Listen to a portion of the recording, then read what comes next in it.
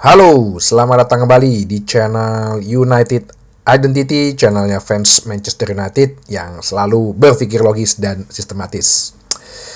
Hari Senin biasa pakai putih dengan suasana baru, hati yang baru, cuman masalah MU masih yang lama ya, kusut ternyata masalahnya. Kita kayak review lagi lah ya pertandingan Arsenal lagi Nottingham Forest melawan Manchester United yang dimana udah pasti jelas terlihat bahwa ini sekali lagi masalah pemain ya, dan ternyata tidak hanya masalah pelatih tapi di baliknya itu pun ternyata sudah banyak kekacauan. Gue kemarin coba live tapi kemudian gue dapat berita baru ya, akhirnya gue live untuk membahas pemecatan Dan Ashworth sebagai sporting director. Terakhir tuh ada yang komen tuh, apaan bukan dipecat, orang dia resign. Aduh, mungkin yang bicara itu, yang komen itu masih naif gitu ya, dalam dunia pekerjaan maupun dalam pengetahuan atau berita industri sepak bola. Kalau dalam pekerjaan profesional tidak ada orang yang baru 5 bulan terus kemudian mengajukan pengunduran diri. Itu kalau dia nggak lolos masa percobaan atau probation ya, atau ya memang dia ya pecat, udah itu aja. Nggak ada istilah dia baru 5 bulan tuh mundur, tuh nggak ada. Itu di publikasinya kan memang begitu ya. Pernah nggak, mungkin belum, baru mengerti atau dengar berita-berita di industri sepak bola mungkin baru 2-3 tahun ini gitu ya. Pernah nggak ada berita atau statement resmi dari sebuah klub yang menyatakan seseorang itu kata-katanya benar-benar definitely dipecat? Itu nggak ada. Paling kalau nggak dibilang leave, meninggalkan, atau berpisah dengan kesepakatan bersama, mutual aspek. Oke, jadi intinya dipecat, udah ya. Jangan naif lah bilang, "Udah mundur." Enggak, tidak ada yang 5 bulan langsung mengajukan pengunduran diri. Jadi gini, gue coba telah cari-cari informasi. Ya, ini kan diberitakan pertama kali kan oleh The Athletic ya, Laurie Whitwell, yang menurut gue terpercaya. Cuman anehnya itu beritanya itu muncul di media dulu, baru kemudian klub itu mengeluarkan pernyataan resmi. Nah, ini yang gue agak bingung juga gitu. Nah, jadi kejadiannya itu kalau dibaca gitu ya dari artikelnya Laurie Whitwell, bahwa kemarin abis pertandingan Nottingham Forest yang kita kalah 2-3 itu, yang semua juga pada nyesek ya, jadi nggak perlu gue review lagi lah. Kita langsung lihat ke depannya aja. Si Dan Ashworth ini setelah 20 menit pertandingan dipanggil langsung dianterin sama Chief Operating Officer-nya, COO, si Roche yang perempuan. Dibawa ke kantor Omar Berada, dia Trevor langsung dibilang, ya lu udah gak dipakai lagi, intinya begitu. Ya itu emang kejam. Kalau ditanya begitu ya doang gampang banget, ya memang. Dan gue pernah merasakan hal itu mungkin sekitar 10 tahun 10 tahun yang lalu lah. Itu rasanya tuh udah kayak dibanting dari lantai 30 gitu, tapi lo diem aja. Marah gak bisa, nangis sedih gak bisa, ya kan? Mau melawan gak bisa, marah juga gak bisa. Ya ada, lu mesti move on. Dan ya puji Tuhan sih waktu itu gue langsung move on, dan ya rasanya gak enak banget tuh waktu itu. Ya sedikit curhat nih, ya dibilang ya kita ada pengetatan biaya, cabang Anda ditutup, di divisi lain saat ini juga tidak ada yang bisa dibuka, ya silakan ini paketnya, udah gitu. Oke lah, gak apa-apa. Cuman kan habis itu gue bisa mendapatkan yang lebih baik ya, terus bisa berkembang dan bahkan bisa jadi bikin channel ini gitu loh. Nah, terus sebenarnya apa sih yang terjadi? Kan jadi bertanya-tanya, jadi suatu teka-teki besar. Capek-capek hampir 6 bulan, dari bulan Februari dikejar-kejar, sampai ada gardening leave, sampai ada ancaman-ancaman tuntutan ke pengadilan atau arbitrasi Akhirnya per 1 Juli Dan Ashworth resmi menjadi sporting director. 5 bulan kemudian langsung diselesaikan. Jadi gini, banyak sih beberapa hal yang diungkapkan ya di artikel yang Laurie Whitwell ini. Pertama sih sebenarnya khususnya pada saat pemecatan Ten Hag ya. Sebelumnya lagi sih. Jadi waktu setelah Piala FA itu kan bulan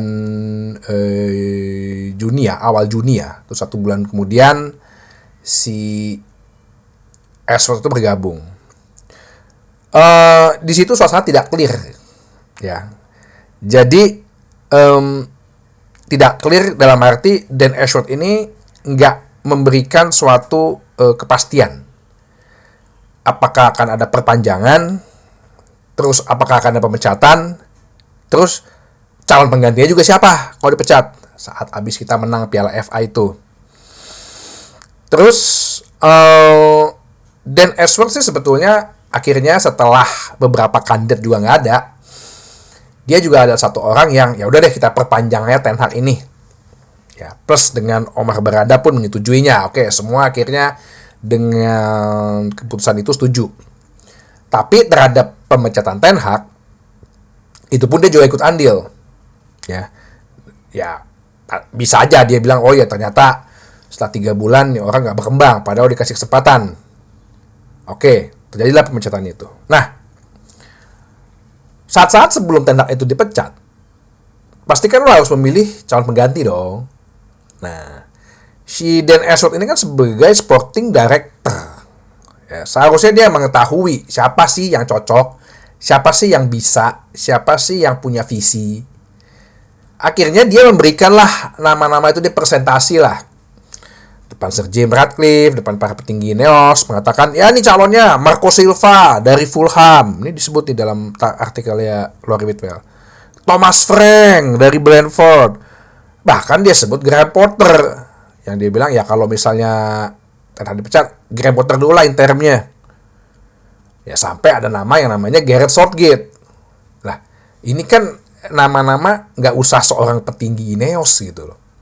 Gue aja berkali-kali di setiap episode itu ya mana ya seakan-akan mentertawakan gitu berita-berita yang katanya Thomas Frank lah, Gareth Southgate lah, Graham Potter lah. Sehingga Sir Jim ini nggak puas gitu loh. Kok lo kasih gue calon-calon kayak gini sih, Ashworth? Sir Jim itu butuhnya maunya ya lo sosok yang berkarisma lah, yang bisa menanggung beban besar gitu. Ya mungkin kan karena dia kiblatnya melihat Sir Alex Ferguson ya, datang dengan punya karisma, orangnya keras, nggak pandang menyerah, bisa menanggung beban, bisa bawa Aberdeen jadi juara Eropa. Ya wajar untuk klub sebesar Manchester United. Ya makanya Sir Jim nggak puas gitu. Ini lu gimana sih si Ashworth ini? Bahkan ini gue juga agak kaget juga. Pada saat penjabaran calon-calonnya itu, si Ashworth itu berdasarkan data-data. Ngomongnya berdasarkan data. Ya, lu bertanya-tanya juga. Sir Jim menjadi bertanya-tanya. Ini dalam artikelnya dibilang, lah kalau lu ngomong berdasarkan data, kapabilitas lu apa dong? Sebagai sporting director itu kan satu yang diperlukan, networking. Gitu. Ya sebenarnya nggak hanya dalam sporting director sih. Lu dalam bidang pekerjaan juga yang lo butuhkan itu sebenarnya networking. Ya, lo nggak peduli ijazah apa, sertifikat pelatihan lo banyak gitu. Tapi kalau networking lo nggak jelas kan lo begitu masuk kerjaan juga lo nggak bisa. Ya. Kok berdasarkan data sih menurut Sir Jim? Ya kalau berdasarkan data kan itu kan berdasarkan orang lain. Intuisi lo kemana? Knowledge lo mana? Pengetahuan lo? Networking lo mana? Nah ini satu nih. Jadi mempertanyakan kapabilitasnya dari si Dan Ashworth ini yang memang ternyata nggak sementereng itu. Walaupun si Sir Jim dia bilang kan ya mungkin berdasarkan berita, berdasarkan CV yang tertulis Dan Ashworth ini kan dulu di West Brown. Terus dia kan ke Brighton, sempat jadi technical director-nya FA untuk timnas Inggris. Oke, berhasil. Dia banyak tuh bawa-bawa pemain-pemain muda untuk Gareth Southgate, makanya dia dekat dengan Gareth Southgate. Terus dia ke Brighton, dia juga bekerja sama dengan Graham Potter. Ya, memang sih Dan Ashworth ini orangnya kayaknya tipenya Inggris banget gitu loh ya. Jadi yang dia sodorin mungkin ya konco-konconya ibaratnya gitu, gengnya dia sendiri gitu. Nah, terus untuk transfer, gue sih ngelihat bahwa kalau dari sini ya transfernya nggak begitu menjadi masalah gitu sebenarnya, karena ya dia beli Mazraoui sama De Ligt bisa paket bahkan cicil. Terus dia juga ya itu aja sebenarnya, karena kalau ngomongin Lenioro itu sebenarnya Omar Berada yang kesana. Ngomongin si Ugarte, Omar Berada sama Jason Wilcock saya terbang sana. Ini kan sebenarnya tanda tanya juga gitu. Lo sebenarnya kenal banyak orang nggak sih Ashworth? Dan ini gue juga baru tahu ya. Ternyata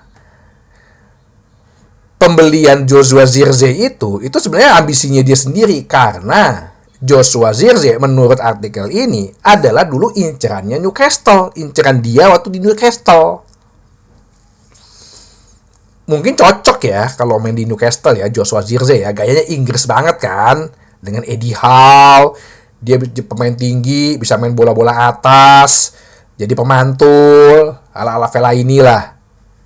Ya mungkin cocok gitu. Nah, ini yang dibeli. Nah, ini juga melihat bahwa kedua kapabilitas, kedua tiga yaitu kok networking lo nggak ada gitu, kok malah lo mencari pengganti justru yang konco-konco lo sendiri, geng lo sendiri, bahkan target lo dulu yang di Newcastle.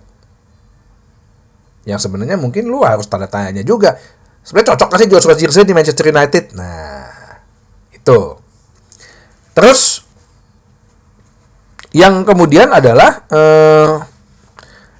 masalah waktu dia gardening leave.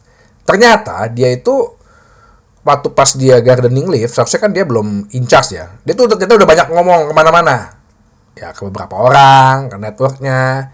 Sempet dia ada melakukan, bukan interview sih, ditanya jurnalis waktu pas abis Piala FA final, abis final Piala FA itu, dia memberikan suatu informasi itu ke jurnalis. Nah itu kan sebenarnya nggak boleh, karena lu kan belum sah banget nih di karyawan Manchester United. Nah itu yang kedua, overlapping. Dia lebih awalnya lebih mengoverlapping duluan. Terlalu cepat dia. Terus yang kemudian adalah dia nggak punya clue waktu itu pada saat menggantinya siapa, sehingga Omar Berada pun take over. Lama nih orang nih, ngasih data lagi, ngasih apa lagi nama. Oke, gue usulin Ruben Amorim. Dan Ruben Amorim pun akhirnya terbang ke Sporting karena dia networkingnya bagus, kenal banyak orang sana. Ini jadi pertanyaan juga buat Dan Ashworth. Masa lo nggak kenal sih orang di Portugal sana? Dan Sir Jim Ratcliffe pun cukup terkesan dengan si Amorim. Pun ada karisma lah. Ada karisma, ada pengetahuan. Nah, yang ada satu poin penting juga, si Dan Ashworth ini katanya jarang di Carrington. Dia waktu itu libur pada saat, jadi kan Ashworth tanggal 1 Juli kan masuk. Terus Omar Berada itu kan sekitar 2 minggu atau 3 minggu sesudahnya baru boleh masuk kan. Karena kan nunggu leave juga, nunggu kontrak. Si Dan Ashworth itu pada saat Omar Berada datang, dia lagi liburan sama keluarga. Terus di beberapa meeting dia juga nggak ikut gitu. Ada beberapa meeting dia yang di Monaco atau apa, dia nggak ikut. Sama yang gue paling bingungnya, katanya dia sempet beberapa kali nggak ada di Carrington gitu. Entah ya katanya bilangnya tugas lah, atau bilangnya ada hal apa gitu. Kok nggak melarikan? Sedangkan kan kalau di Carrington itu seharusnya kan itu tanggung jawab dia. Dia orang nomor 1 di Carrington seharusnya. Ya lu jangan ninggalin rumah lu dalam keadaan kosong gitu aja lah. Bahasa gampangnya nih. bahasa mengertinya supaya lo paham gitu. Nah dia sering ninggalin nih. Yang ada di situ malah sering ya Jason Wilcox, karena Jason Wilcox kan sering ikut latihan ya. Setidaknya di Rashford lo ikut latihan kek gitu. Kok lo kenapa nggak ada sih? Omar Berada malah juga suka di situ. Walaupun menurut berita ini sih ya dia memang backgroundnya kan si Dan Ashworth ini operation ya, bukan rekrutmen, bukan transfer. Itu emang operation rapih sih katanya di Carrington itu emang rapih gitu loh ya. Ya mungkin flow-nya segala macem, sistem kerjanya jadi rapi gitu.